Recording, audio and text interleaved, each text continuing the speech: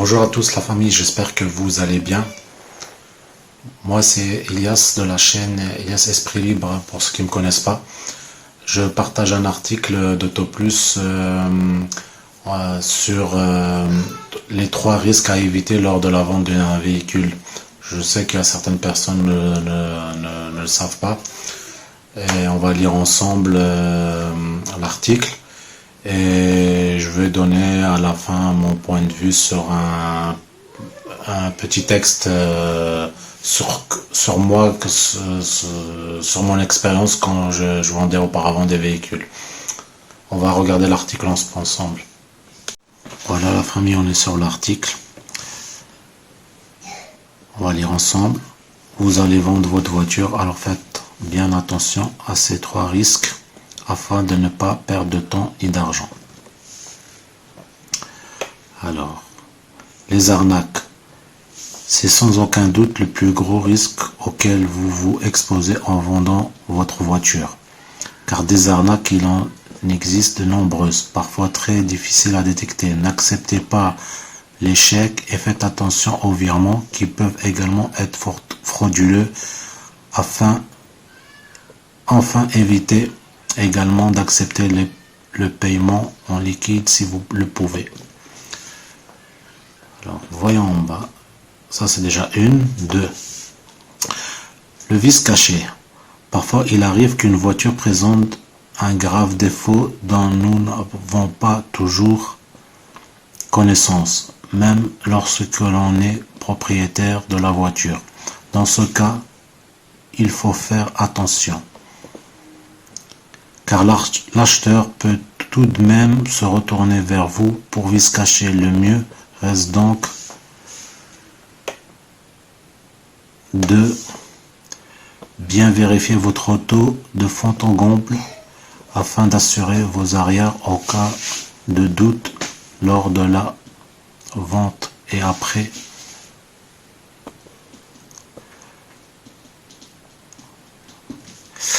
Ok. Alors, troisième, le vol. Et oui, ça peut arriver, mais ce risque peut être très facilement évité en accompagnant systématiquement l'acheteur lors de l'essai.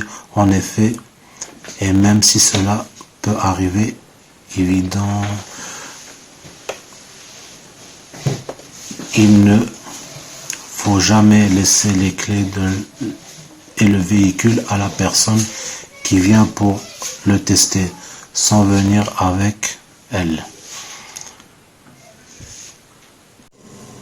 Voilà la famille. Je vais juste rajouter quelque chose sur les articles. Ça m'a fait rappeler les souvenirs avant quand je vendais des véhicules. C'est vrai qu'avant, bon, c'était pas des véhicules, c'était des véhicules à petit prix. À petit prix, c'est pas des véhicules à grosse somme. Bon, bref. Qu'est-ce que je voulais dire? Quand vous faites tester une personne, un véhicule. Je sais pas maintenant les vendeurs comment ils font, mais moi personnellement, bon, c'était des vieilles voitures, je m'en foutais. Mais dites-moi dans les commentaires, ceux qui vendent des véhicules avec des gros prix, je pense pas que, je sais pas, chaque personne, par exemple, je sais pas, moi, un véhicule à 50 000 euros, ou moi je donne un prix comme ça, chacun va tester le véhicule, il va taper dedans, c'est clair que après voilà, le véhicule, si chacun va taper dedans, voilà, le véhicule ne vaut plus rien à la fin.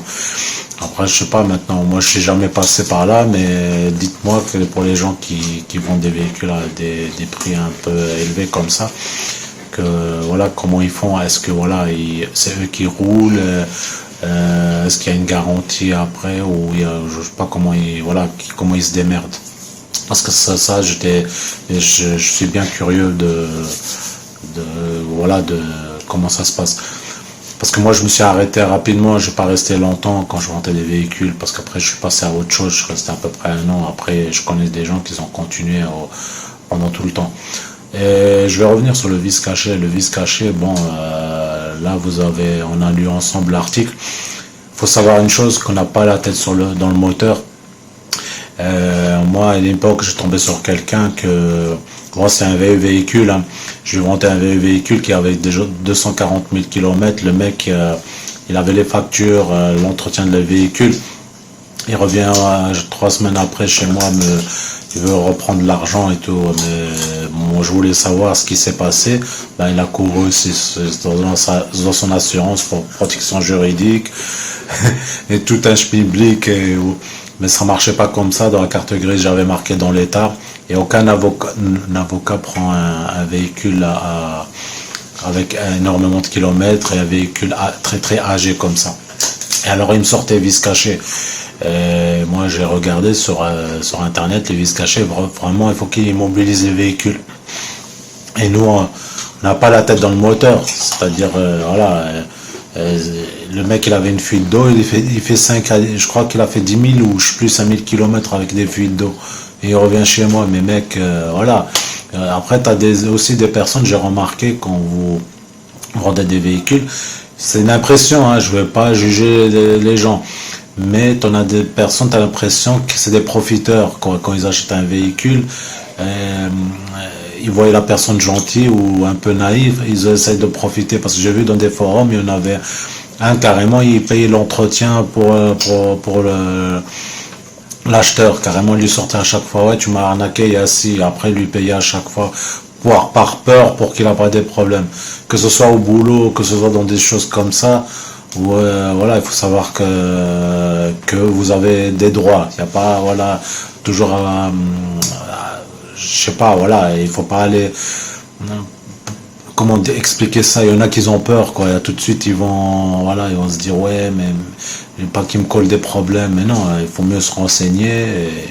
Et voilà, il faut pas aller à l'aveuglette. Faire toutes les choses tout seul. Voilà, il y a des personnes des professionnels qui connaissent, il faut se renseigner, voilà quoi. Je vais pas m'éterniser là-dessus. Voilà, je voulais partager avec vous l'article. Je vous laisse la famille et on se dit à la prochaine dans les prochaines vidéos et n'hésitez pas à vous abonner sur ma chaîne. Ciao ciao la famille, bye bye.